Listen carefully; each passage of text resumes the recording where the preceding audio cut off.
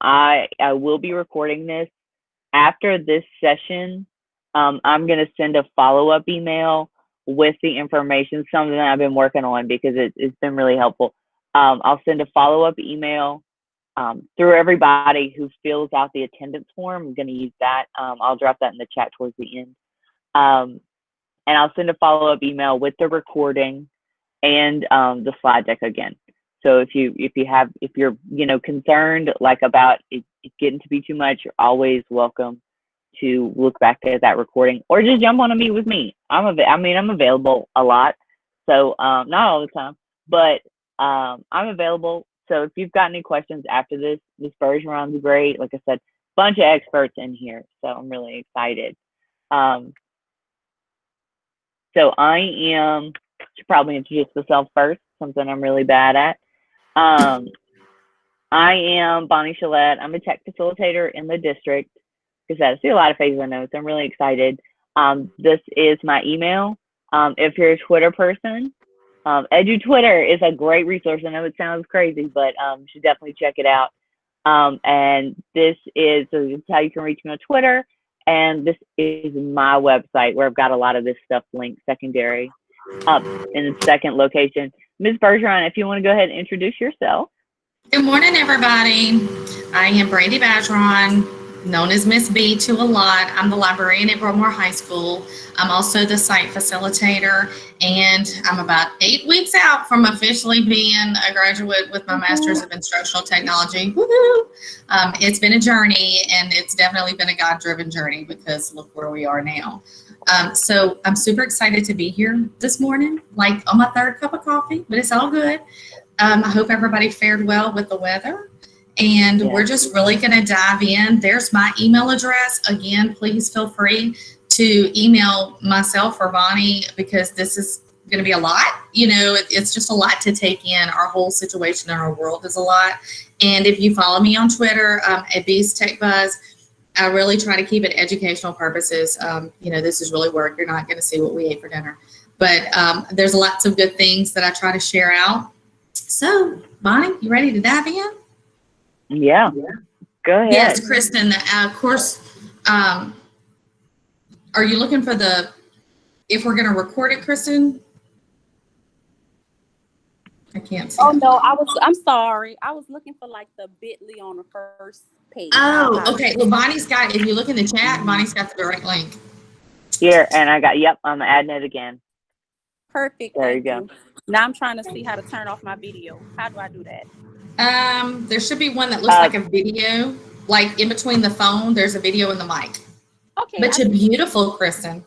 Thank I you. know. Sorry, y'all. I get tired of looking at myself. So I can see all of your flaws. So go ahead, Ms. Bergeron, get us started. Okay, so when we're looking at online courses and traditional brick and mortar courses, there's a really big difference. I know when we left out March 13th, everybody was just really in triage mode. It was like, what can we do? How can we get our children the information that they need? And nobody knew what was going on. So we're still in a place of uncertainty. And right now, we're really just wanting to make sure that you understand that there are some differences. Bonnie, I lost the presentation. I'm sharing my entire screen so I can click on it. Okay, woohoo! So Bonnie has included a link in there for some research. Many members of the district are doing a Quality Matters course, and she's got a lot of research through the Quality Matters right there. So that's a place that will give you some supporting research on what we're talking about. And then, there's also, Bonnie, do you have the Jamboard set up? Are you going to talk about that later? No, yeah, go ahead. Let's start with that. Okay, so she's got us a Jamboard started, and Bonnie is a little bit more of an expert on this, so I'm going to make her talk about this part. I love me some Jamboard. They had it blocked for a long time, and I have literally included every training I've done so far because it's just really a great resource. This will be available. It's only accessible through G Suite, like not your Gmail. So it'll be your email. Like I said, I love it. And if it's something you want to use in your classroom, only thing, and I have sent Google a strongly worded email about this. is that I can edit other people's what they type. Clearly, I taught middle school. I have trust issues. I don't love that. But after we're done with this, if you want to go ahead to type a note on here, if you look to the left, there's a little sticky note. And you can just type your thoughts on like what are the differences. An hour is gonna fly by, so we probably like want to review this at the end, because I'm really worried about running out of time. And also like just I'm gonna show you how to add one. If you've got an idea, go ahead and add it for everybody. This will live here. I don't think I'm going to delete it later from this slide deck because, I mean, obviously I want to build it out from other ideas for you guys. You can add a background on Jamboard. This isn't a Jamboard training. I'm just going to give you a brief overview. But you can add images. If you ever use this in your class, there's a laser pointer that'll disappear, which is pretty cool. Like I said, not a Jamboard training. But go ahead and take a look at that. Everybody has edit access. So add a sticky note about your thoughts. Like I said, I really would love to like take a bunch of time and talk about it, but I really am worried about running out of time because I maybe added too much. So Miss B, if you wanna go ahead. Yeah. Okay. Keep going. So when we're doing a face-to-face class, traditionally a face-to-face class is more teacher-directed learning. It's what we call synchronous learning. They're on a bell schedule. We have a timekeeper, and we know how our schedule is going to go. We're usually in charge and in control of all of the information that we're going to present to our kids. Honestly, I can say this from a high school point of view. We're a little bit less parental involved in high school at my school. Just because they're bigger and they don't really have to have mom sit down and help with their homework and things like that. Although we would hope that our parents are still very much involved, it's not as much when we're in a face-to-face class. Of course, we employ our school resource officers, and all of our staff is always hands on deck to try to keep us safe and things like that at our school.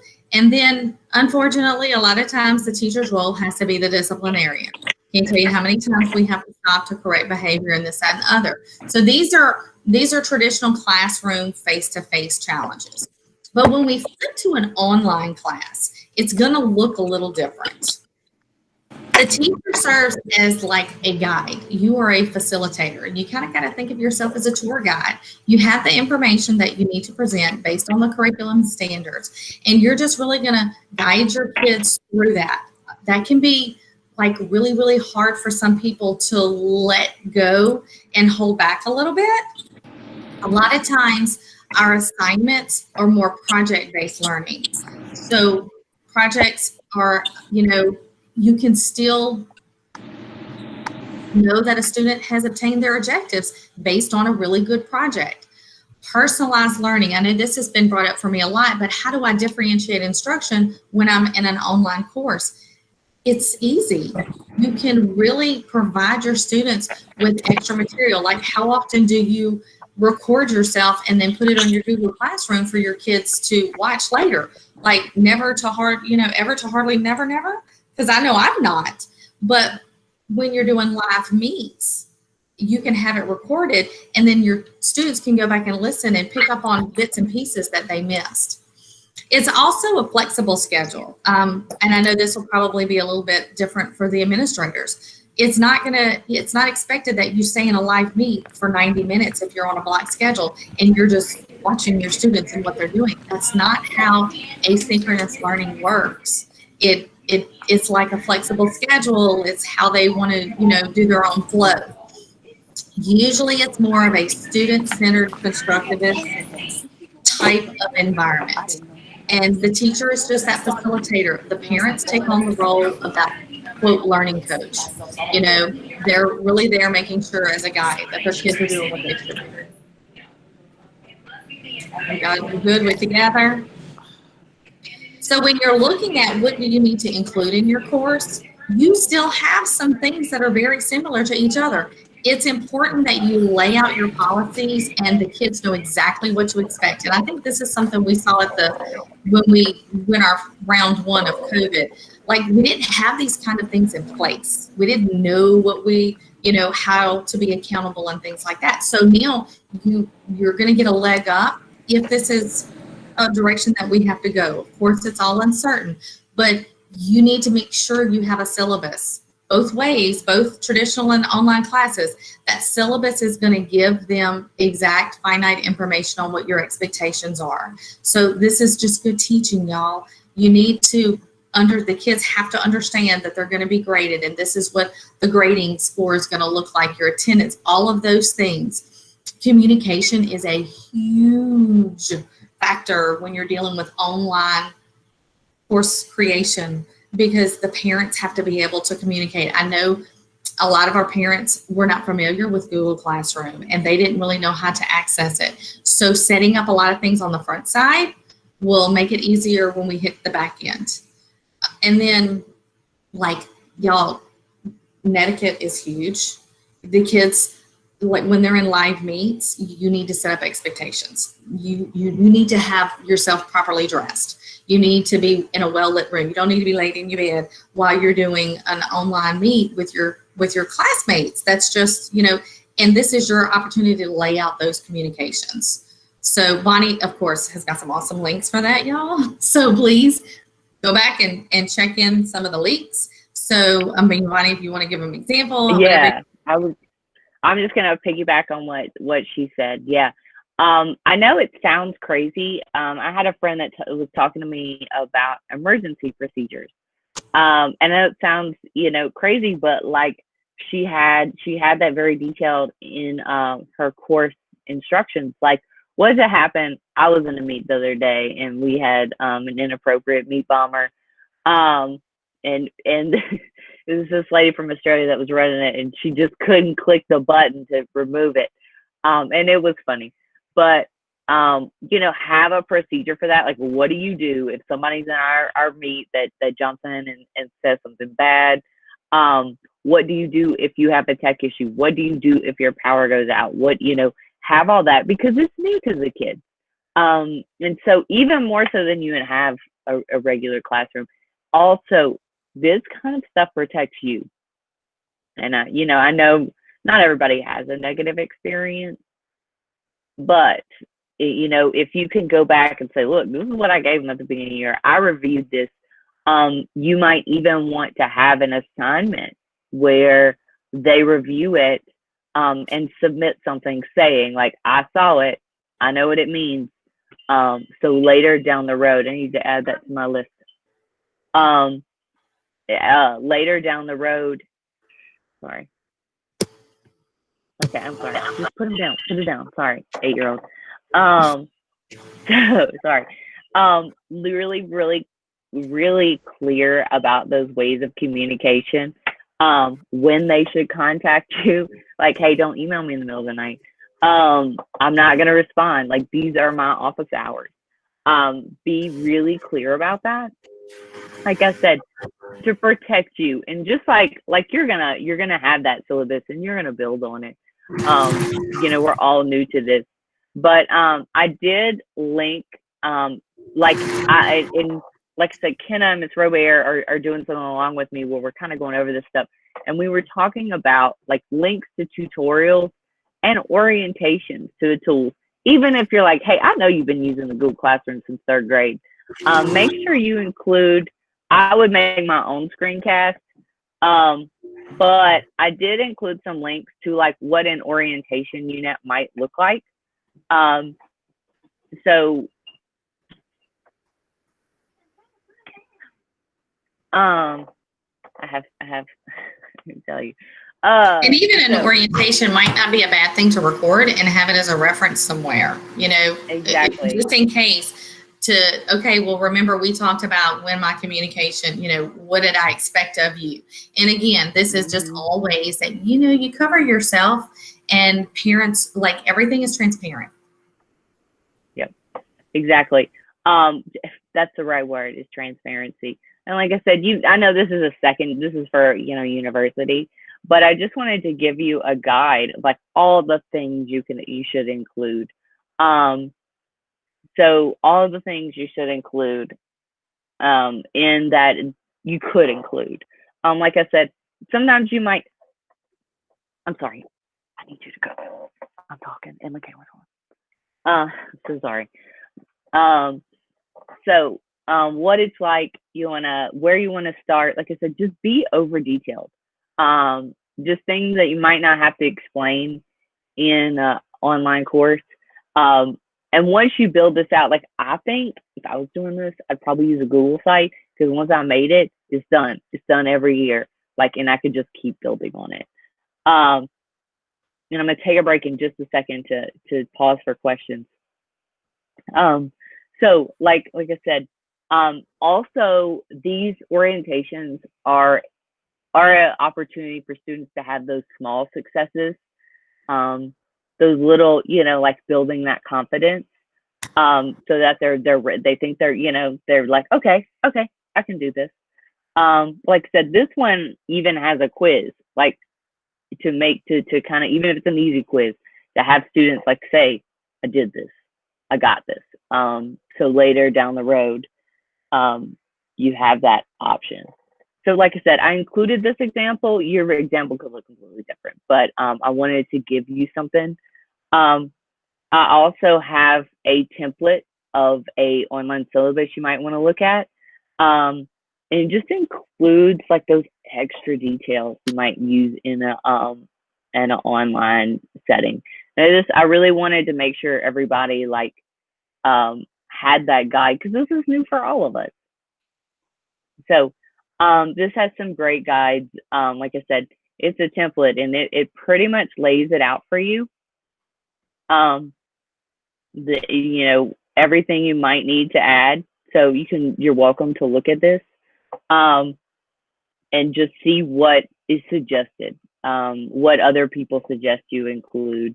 The district is working on policies right now because this is new. So we'll also have some guidance for you to add. Like I said, more to cover yourself too. Like say, this is a district policy. I don't mean to sound negative, like I said, but think about you as well. And like Brandy said, netiquette is a crazy word that's super important. Like the second you turn on the comments for Google Classroom, like they have a sixth sense about it and they start commenting. And you just want to be very clear about what's appropriate and what's not. Like don't talk like on, direct messenger, like don't use emojis, or if you want to use emojis, that's fine. But be really clear, tell them how they should interact with others. Because like, say like, if you don't have that inflection, we can't see your facial expressions, make sure you start positive so people know what you mean, and use that constructive criticism. And just like we would do in a face-to-face, but it's almost like even more important in online. And use this as an opportunity to teach digital citizenship. This is something Google offers called Be Internet Awesome. It's kind of gamification of digital citizenship. I personally think it's great. So, and it kind of goes through all these things and just kind of explains like, hey, might be, like learn how to evaluate all of these things. So definitely something you can add in, whether you want to make it required or optional, your choice. And so another great resource is if you've ever seen, of course, we all have access to Nearpod, love Nearpod. Commonsense.org has Nearpod presentations that we have access to because we have the Nearpod account. There's a lot of netiquette and digital literacy stuff that's within the Nearpod presentations already done. All you have to do is, take them, enter them into your Google Classroom, and boom. We usually spend the first part of our school year going over policies and procedures and things like that. So working with this in an online classroom, it's no different. You still need to set up policies and procedures. I've used the ones with Common Sense many times. They have some really good ones on cyberbullying and things like that. And this is stuff that the kids need to understand when we're talking about chats and, even working with a live Google Doc. It's still a chat behind a screen in sorts, depending on how you do your activities. So that is like an excellent resource. I'm a huge fan of commonsense.org. They've done just fabulous things. But because we're able to already have the Nearpods done, I mean, that's like easy breezy lemon squeezy. It's there. It's done. You just plug it in. So. I just made a note for me to link that on here. So if you look back at it in a few hours, I'll link all that on here. Like I said, this presentation will always live at this Bitly. Even if I completely update it, I'll make sure it stays at this link just for future reference. Like I said, because I put too many links. But I like examples. So I made a note. I'm going to link that Nearpod. Thanks for bringing that up, Brandy. All right, y'all, how are we doing? Do we need to take a breath? Are you okay? Yeah, let's take a breath. Let's check the chat. Yeah, I did have someone that had asked about policies and procedures. Yes, the district does have a committee right now that they're working on these things. I know we all just want that definite answer. Yes, we're going to be virtual. No, we're going to be, y'all, as much as we want the answer, it's not with us right now. So I want everybody to be proactive instead of reactive. I think that was my best phrase for the year. We're going to all be proactive, but the district is going to give us guidelines, just like they create the handbook for us every year. They know a lot of things. And by putting those into your syllabus and things like that we're talking about, I think everybody is going to be well covered. It's just coming soon.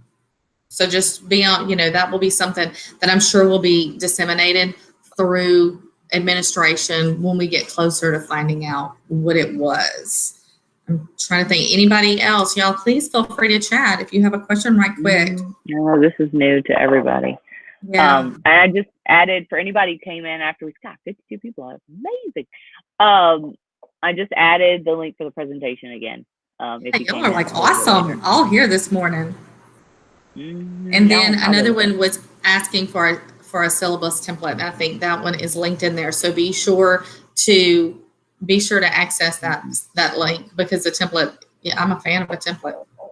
Yeah. Don't have to reinvent the wheel. Yeah, exactly. I had a question about, can you does Google Meet give you the ability to record? Yes, I'm recording this meeting. You can record all of your meets with your students if you want. It will also record the messages. You should also tell your students, though, because Google made the enterprise version available September 30th. Everything they do there's a backup in the vault. Like, this is not happening without documentation. So it's FERPA compliant.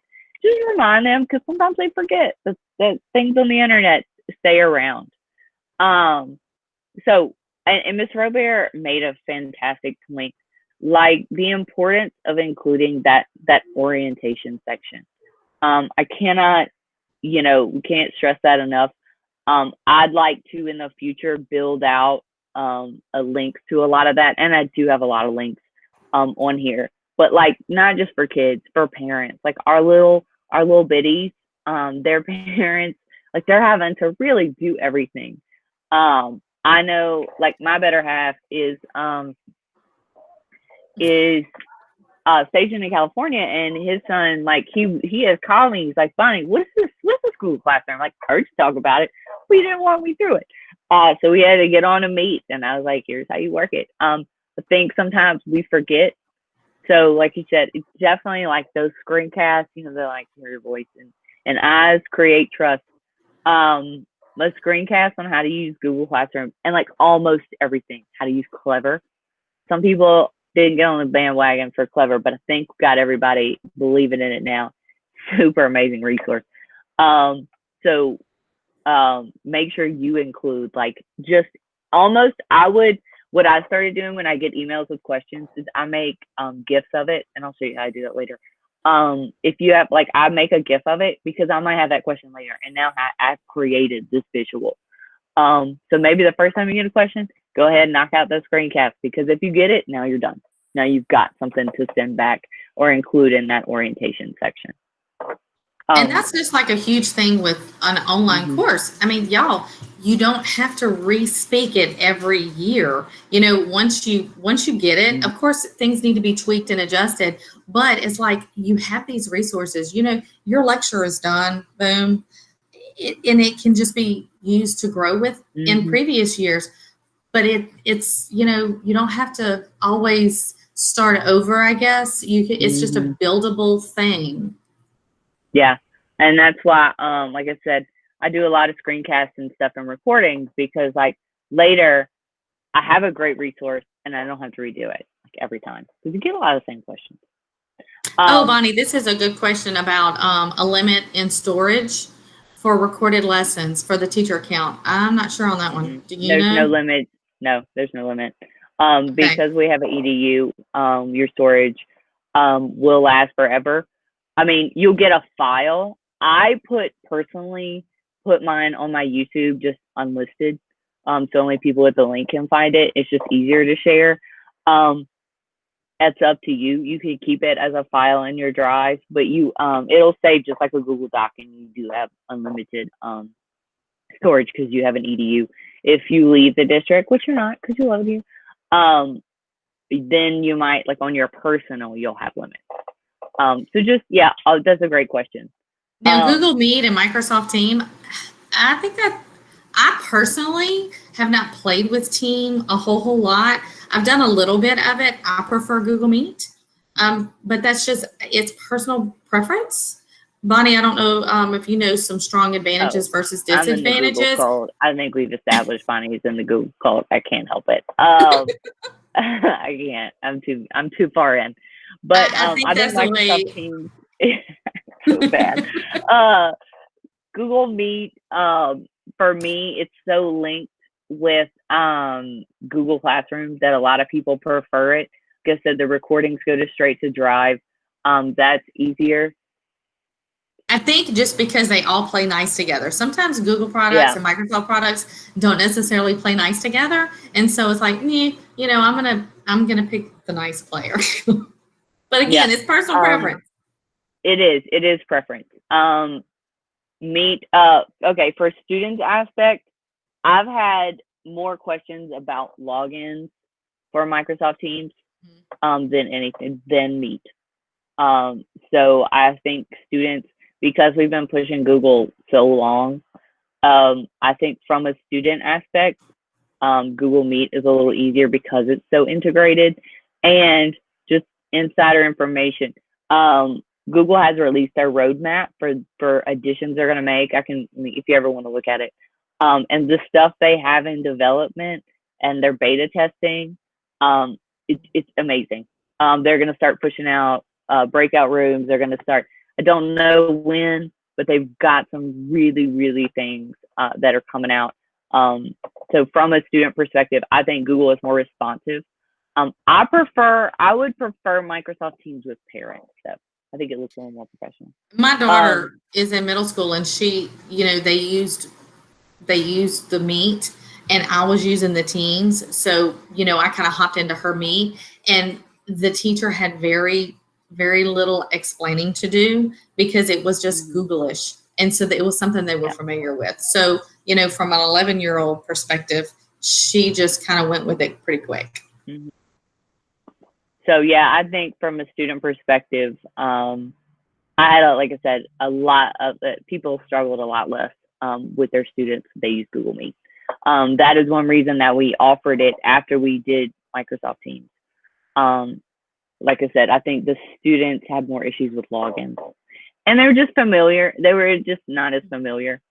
There wasn't just a button they could push to, like, you know.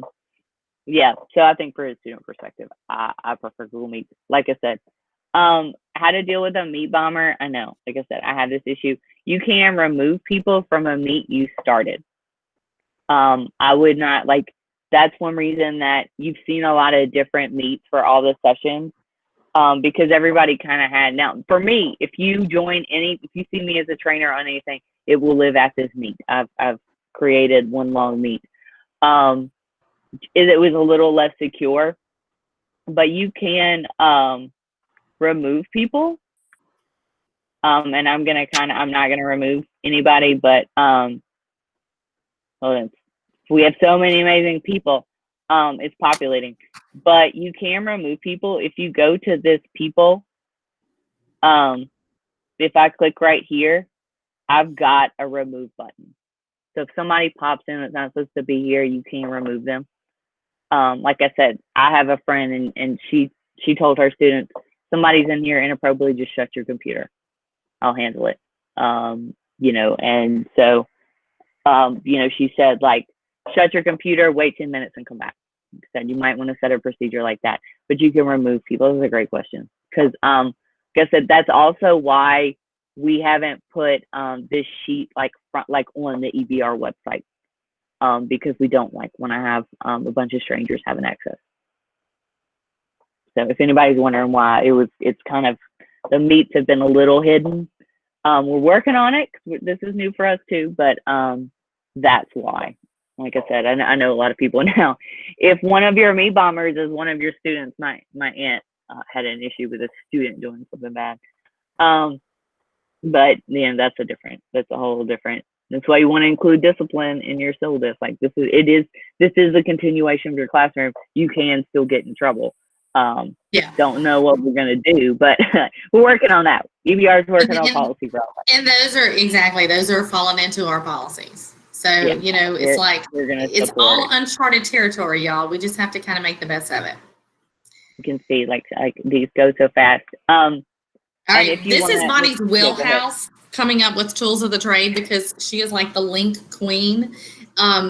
We're looking at the Google Calendar, y'all. Utilize the Google Calendars because it can be a great way. And if I will be happy if anybody needs help with establishing a Google site. I don't even want to show you mine. Just don't panic.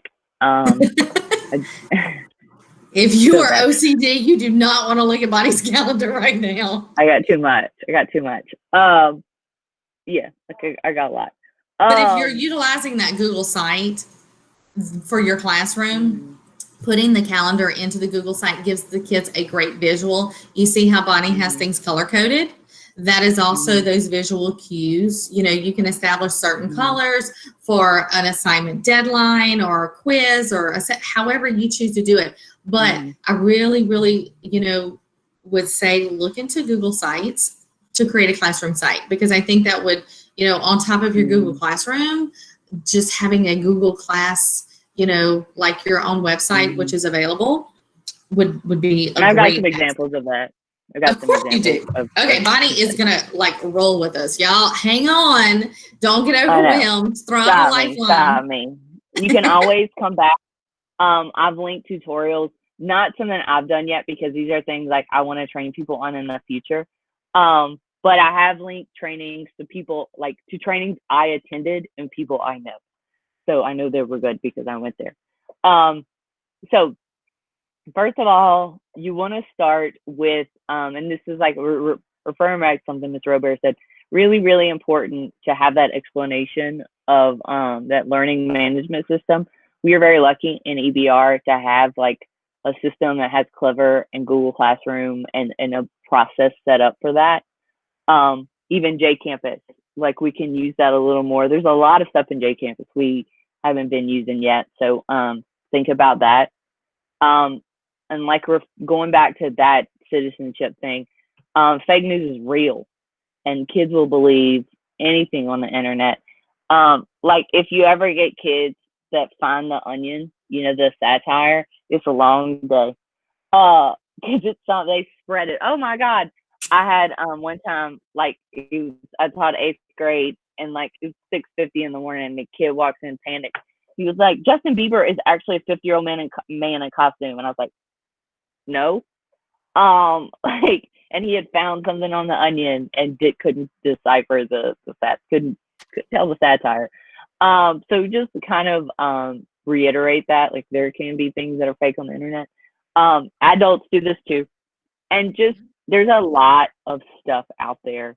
And try to focus on things you trust, websites that you trust. I've got some links to some great sources that you can refer back to that's got lots of information. And there are lots of people post stuff, but it's not all good. All right.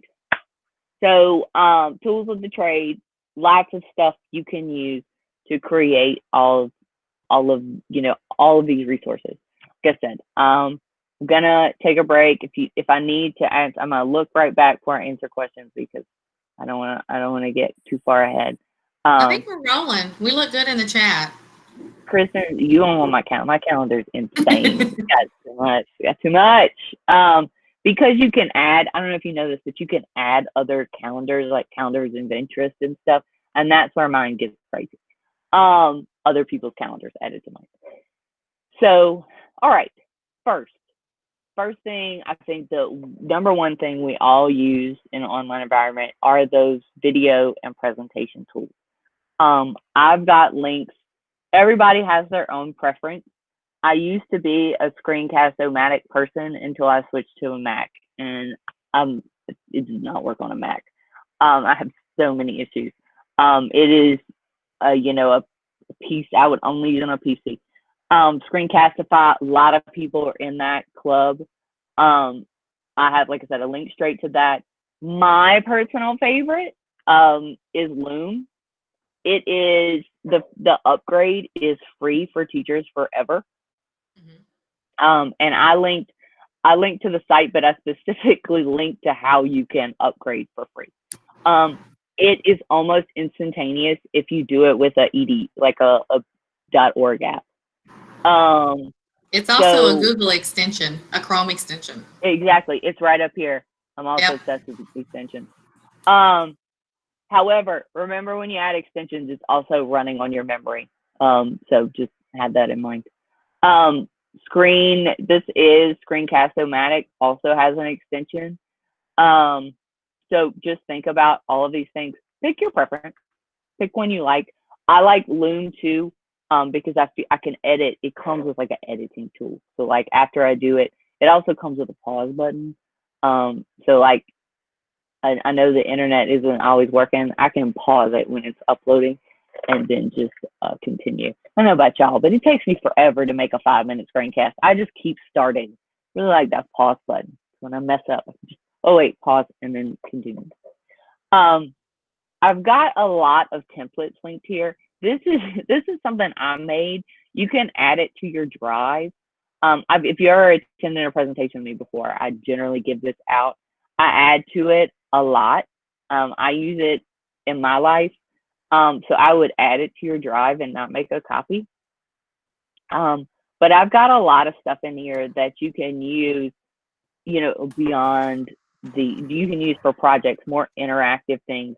I've also got, like I said, planners. It's got a lot of things you can use if anybody uses my Harry Potter template, the rule is you have to send it back to me because I want to see it. Digital notebooks. I've got a ton of magazines kids can make, and social media templates, just super fun. And I've got all these linked on this slide deck. Also linked on my site. I always think these are fun, like the Instagram. You could use this for a lot of things. You could get them to caption it. You could get them to add a photo. You could do all kinds of stuff to make it interactive. Twitter and stuff. So just think about that. Just a tool like you can have in your arsenal. Okay, so there might be a better way to do this. I upload my gifts to Giphy. It is blocked in EBR, so I have to go on my personal account. But this is where I upload my stuff. It is maybe a little next step. But like if you ever see those presentations that I have where it shows like how to use the screen and stuff, you can upload it to here. It'll save to your account and you can just use it for a long time. It's really easy to use. Like I said, so you can see, like, I'll show you my account, the combination of my daughter, and I have it set to private, but it's not public, everybody can see, but you can see all my gifts I've used in the past, for different things. And And that I private thing have is credit. big too. You know, like your settings when you're doing things, you can set things to private.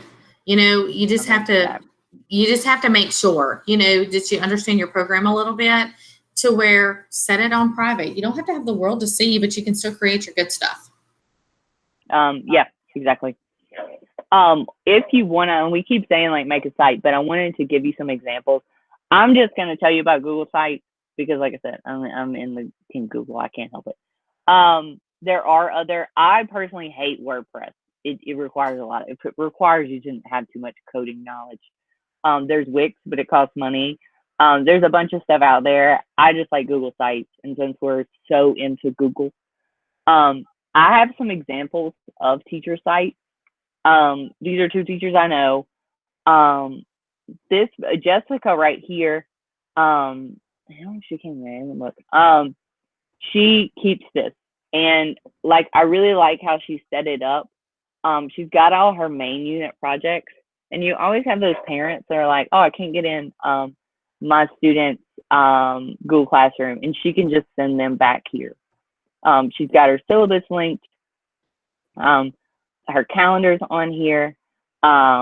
You know, just like tons of stuff. At the beginning of the year, she actually uses Edpuzzle and has like how to navigate my class, and they have to answer questions. So cool. So she, like I said, I know in the future she's detailed, but she'll add to all this, you know. So just something to think about. Like I said, I've got another example that looks a lot different. Jessica Adihar is not, and she's not like a big techie. So this isn't like, don't think this was me or anything. Now she did sit next to me one day at the PGC, and I helped her with all this little fun stuff. But you know, that's not necessary. But if you want, we can jump on a meet. I'll show you all this ridiculous stuff because that's the fun stuff. So screen image capture. Like I said, these kids are visual, and sometimes explaining it doesn't work. If you're on Windows, you have snipping tool in there, and then if you're on a Mac, you've got the screen shot like built in. So take screenshots. Control print screen also works. Tons of ways to do it. Honestly, I would just Google like make a screenshot. Tons of people have posted that online. What video creation tools? I know that WeVideo has a cult following.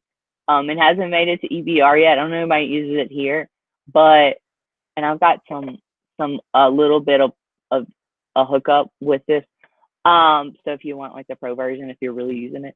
But WeVideo, this is where you can make like crazy stuff, you know, videos, and it's really user friendly. You can, like, you don't have to have your own green screen. It's got all this stuff. You can add in all these crazy things. So if you want to do some crazy stuff, you are welcome to. And I would use WeVideo. I like it. So just think about it. If EBR, if I could ever get them to, I would get them to upgrade all of us to it. But there's a ton of resources out here, and they really got some cool stuff. I won't talk about it too much, but it's neat. And this is all linked on this slide deck. Audio file creation tools. I use, if you're just doing an audio file, I just use my phone. There are different ways. A lot of these like Loom and stuff have that audio option. I just use my phone. Loom does. I've used the audio for Loom before too. Save it in the drive. Yeah, so this is what Loom looks like. And so if you want to just record it, you can do it that way. All right, I got a whole nother slide deck of it. Am I overwhelming anybody? Because I know it's a lot. You can come back to this recording, or go back and just click all these links. But if I have any questions, I'm going to take a breath.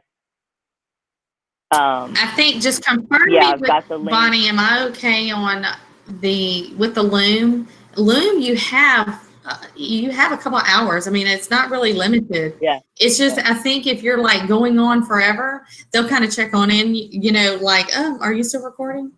Just in case, like, you forgot to hit the button. I'm gonna add But Miss B's right here. oh, and the link that I shared this is a website that I've created. It's got a button. Actually, it's two websites. So it's got a button to link. Y'all, this was the first time I ever created a website, and it was through Google Sites, and it was very user friendly. And it's a living site. So I always add things to it if I find a resource. And that's another cool thing about having a teacher website is you can add, take it off, update. Yeah. I use them a lot for when I'm doing presentations. I can just send people back to that site. I can be like, hey, if you forget, you can go to my site. And so if I'm presenting to a group too, I don't have to figure out a way to have them all access it. So whole nother set of resources. That's what I knew I was gonna get close on time. Because I got a little carried away. So things you want. Bonnie, we lost your audio. Check. Unmute you.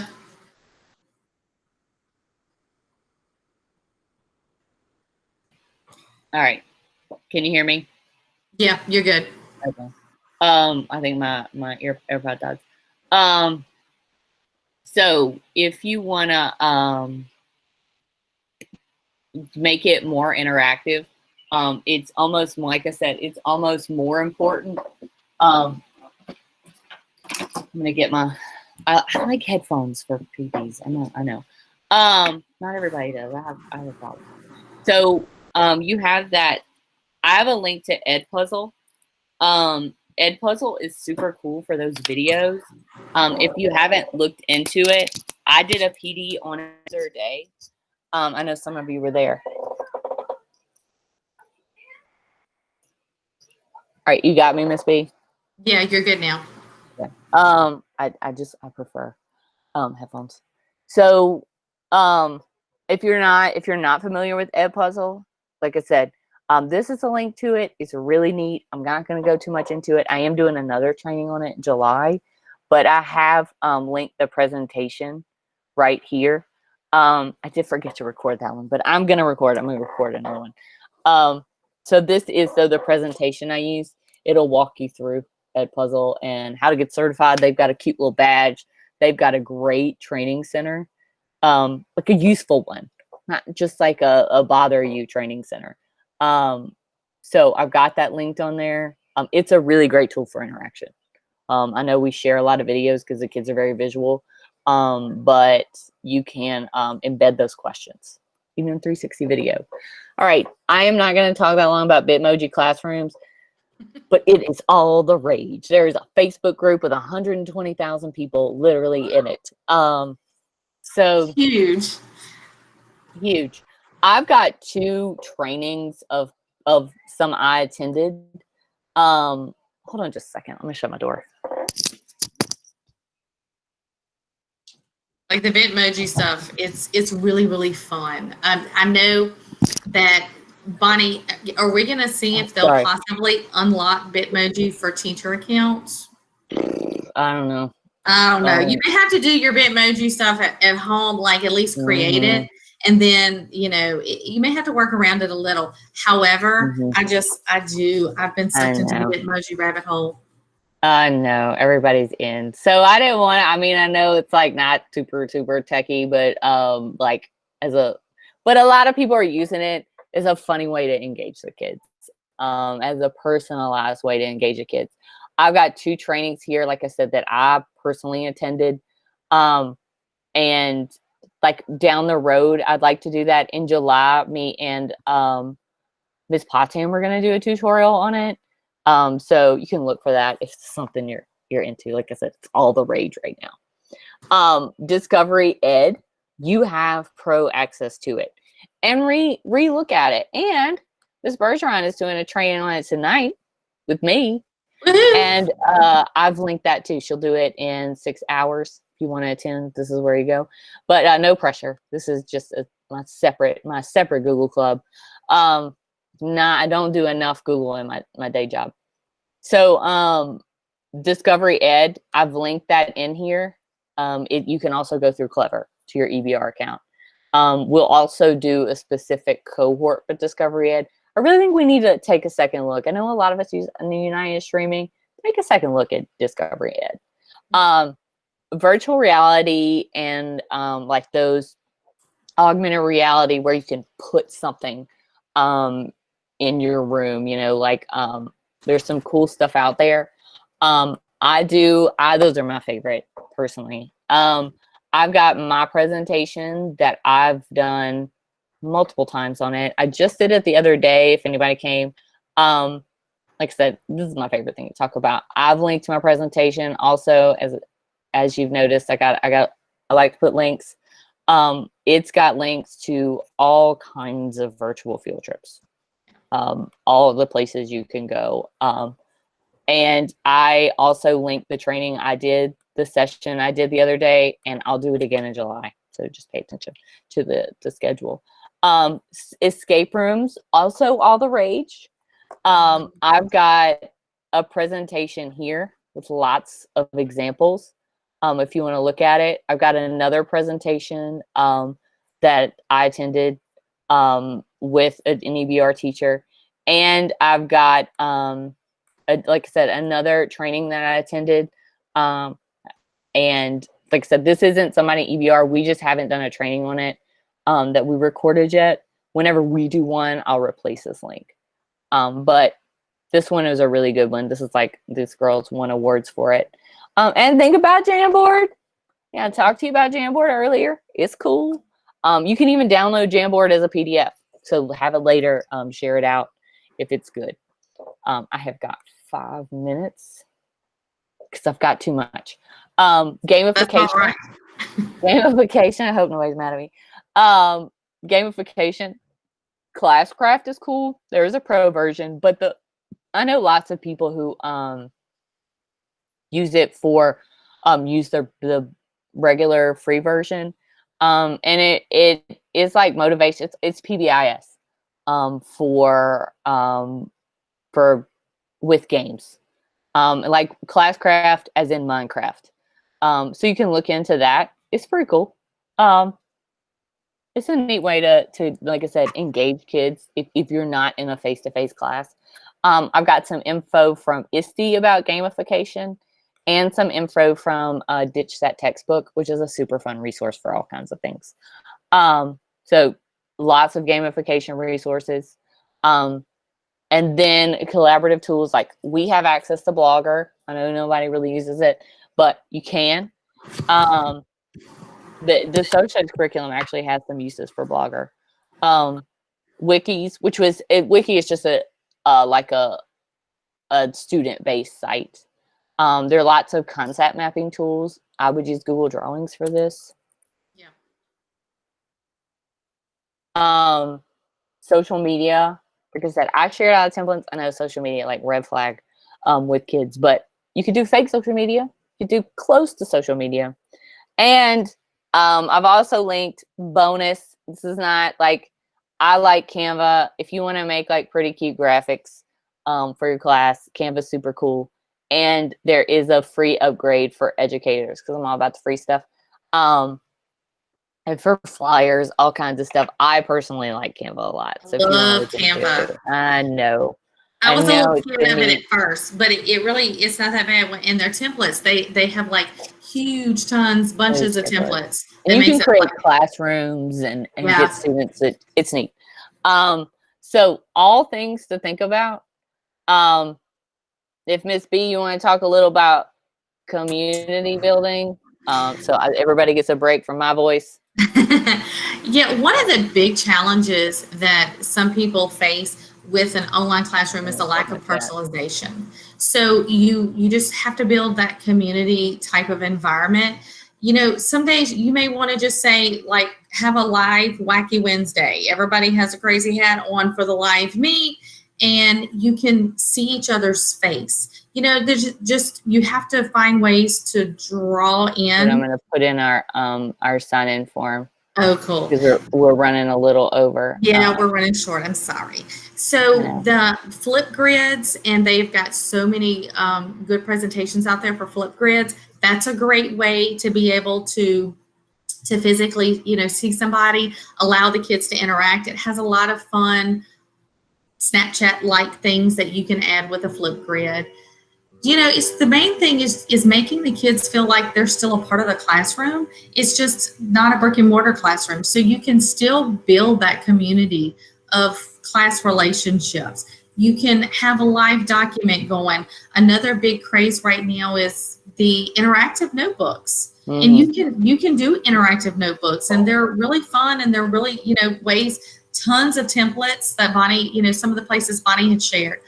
Wakelets, love a Wakelet. I was introduced to this last year, so I know, you know, it's kind of new for some people, but they've done some really cool stuff to make it collaborative. One big thing, and you know, this is going back to kind of how we start our school year off, make the kids create a Google form. How do you learn best? That way, that goes back to that individualized instruction.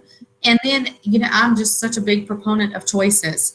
I like choices my own self. So everybody does. Just because you want the kids to show that they've mastered an objective, you can give them choices in how they show that. So it may be doing a flip grid, or it may be doing a Canva presentation, or an infographic, or, you know, just anything. It's like, it's wide open, but you can give them choices. And that goes a long way, especially with my high school kids. That is a way to keep them interactive.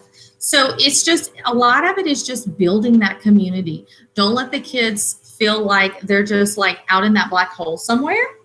And again, we dealt with this in March because we were all in triage mode. It was just like, we don't know what's going to happen. How do we keep the kids, you know, and when you have that community built, you can also keep a check on their social, that emotional health. And if that's a huge part of being a teacher, you know, we love our kids. It's a calling. It's not a like money changing career for the most part, for most of us.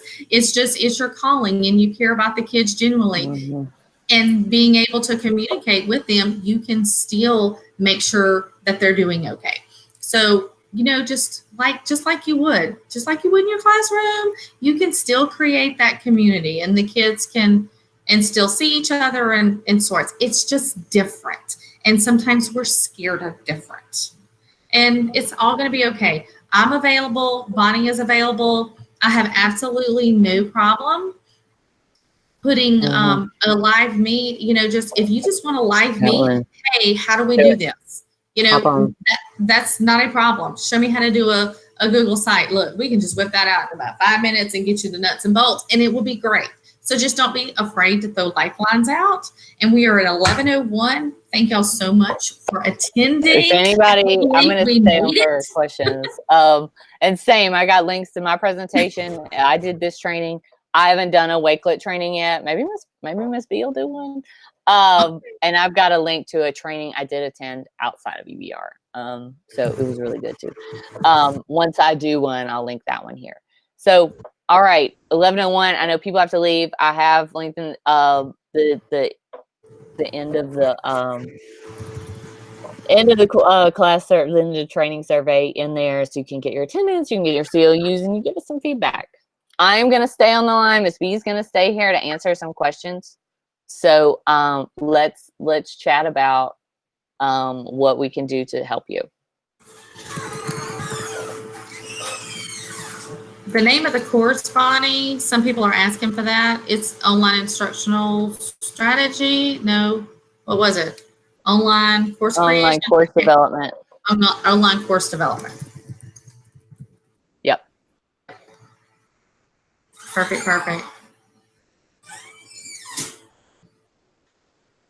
All right. That's not an option, Bonnie. Do we put other? Do you have a link to the survey at the end? There you go. It's right here. Got it. Amber, you got it, boo? Yes, ma'am. Thank you. You're welcome. Yeah, online course development. You could just put other. Asynchronous is not me. It's just supposed to be online course development. We'll have to fix that in the form. Good morning. Hey. Hi, Bonnie. It's Natalia again. I have a question about, I don't know if you can help me with it. I'm supposed to start the level literacy training, but I mean, all the emails that I have do not have a link to where we meet. That's by Ms. Hannah. I just emailed her, but she hasn't written me back, and You need the link. It's just not listed on the EBR Summit Professional catalog, so I don't know where to go. Okay, I have the link on here. Is it not? It's not on here on this page. Let me see. Because they have too many. They have a lot of tabs on here. Right. I looked for the date and I looked for it, but I didn't find it.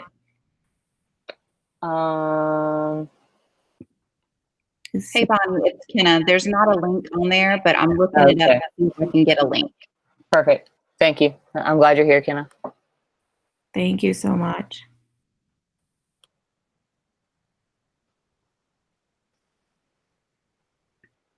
All right. Ms. B, can you stay here for a second? I need to hop on the boot camp and see. Yeah, no, I'm good. Okay. We'll hang out for a few more minutes. If anybody has any questions, I am please, y'all going to ask. stop this recording, Okay. but I will send it to everybody once we're done.